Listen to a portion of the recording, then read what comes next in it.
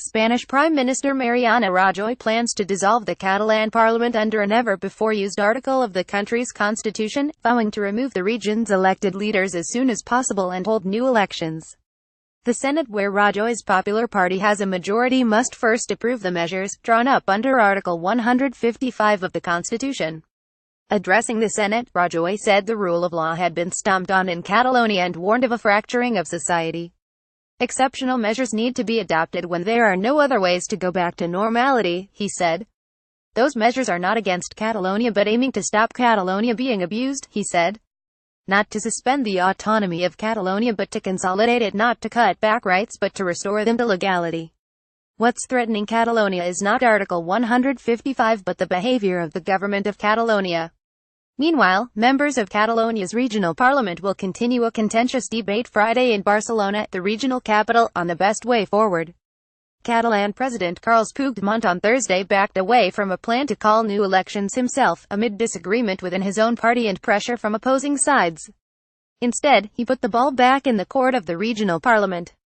The standoff between Barcelona and the Spanish government began when Catalonia held an independence referendum on October 1, in defiance of a court ban.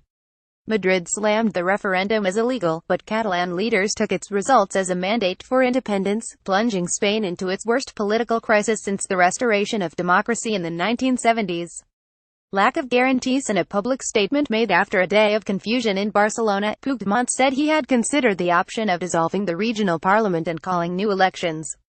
But he had rejected the idea, he said Thursday, apparently because he could not obtain guarantees from the central government that it would not press ahead with a plan to impose direct rule on the region. My obligation and responsibility is to explore all the possibilities, absolutely all of them, to find a solution through dialogue, an agreed solution, to a political conflict that is of a democratic nature, he said. In a sign of the divisions within the regional government's ranks, Catalan Business Minister Santi Vila, seen as a moderate who favored calling elections, resigned Thursday. Catalan mayors were expected to voice their support for the parliament on Friday as lawmakers debate their options. Pro-independence protesters also gathered outside the Catalan parliament, some holding the Catalan flag. Many Catalan separatists have been angered by the Madrid government's response to the crisis. Amendments put forward under the plan proposed by Rajoy, Puigdemont, his vice president and ministers would be suspended and replaced by the administration in Madrid, where necessary, and new regional elections would be held within 6 months. Two Spanish opposition parties, PSOE and Ciudadanos, have said they will back the Article 155 measures, according to Rajoy.